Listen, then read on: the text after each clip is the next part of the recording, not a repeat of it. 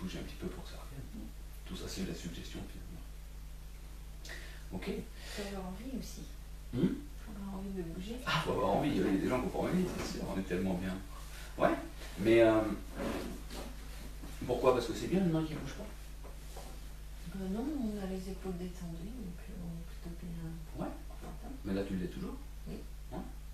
Et si tu faisais descendre la détente des épaules maintenant, dans les bras, dans les mains, que toute la détente des épaules soit que dans les mains, que ça fasse un truc genre. Là aussi. Que les mains deviennent encore 2 fois plus lourdes. Imagine même que ça serait carrément du plomb qui coule à l'intérieur. Toute la sensation uniquement. C'est le point que là, du coup, ça redevient difficile à bouger. 2 fois plus lourd. Après, quand on a du mal à élever, parce que Ça va être difficile. même moi quand je les soulève, elles sont lourdes. Hein. Voilà. Ouais, on peut créer. Alors les gens restent en état de transe encore un petit peu, 10-15 minutes, souvent après des transes comme on a fait là.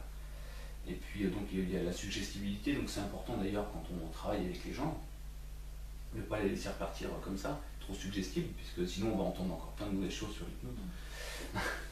Donc l'hypnose c'est avant tout de la bienveillance. Si on travaille en bienveillance, on laisse repartir les gens avec des trucs sympas, et puis on leur montre par eux-mêmes comment faire. Là je suis en train de te montrer, mais tu sais déjà faire tout ça, puis de plus en plus maintenant. Ah oui, c'est lourd. C'est très très lourd. Alors là on peut créer des phénomènes, là on peut empêcher les mains de bouger, on peut dire que ça se colle tellement c'est lourd, et puis que ça devient encore 2 fois plus lourd, que c'est juste impossible de bouger. On va essayer que toute la lourdeur de celle-ci vienne encore en plus dans celle-là, que celle-là soit 2 fois plus lourde, peut-être encore 3 fois plus lourde. Pour imaginer tout ce poids qui vient. Comme s'il y avait carrément un bracelet qui s'accrochait là et à ta jambe en même temps, en plus que ça soit lourd. Et maintenant, si tu essayais de lever la main, ça marche pas.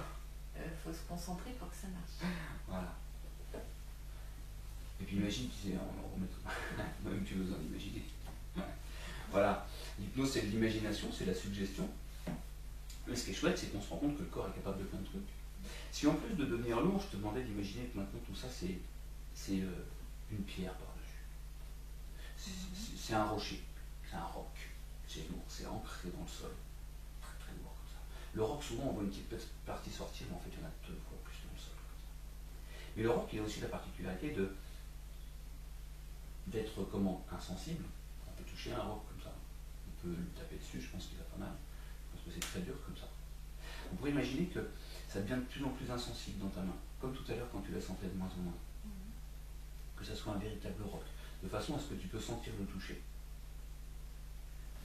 Mais que tu pourrais ne pas sentir du tout la douleur. Que ce ne soit pas du tout présent. C'est-à-dire que je suis capable de toucher comme ça, mais c'est comme anesthésier. Tu connais l'anesthésie, hein? Quand on touche comme ça une anesthésie, puis souvent on tapote pour qu'elle se mette encore plus en place comme ça. Sur toutes ces petites zones. Je ne te ferai pas le parallèle avec l'anesthésie qu'on se fait chez le dentiste. Mais voilà. Et là, tu vois, il y a quelque chose d'étonnant, c'est que si cette main est totalement normale, les sensations sont différentes d'une main à l'autre. Alors, si je commence à créer un toucher ici, tu vas sentir que je touche. Il n'y a pas de douleur. Non.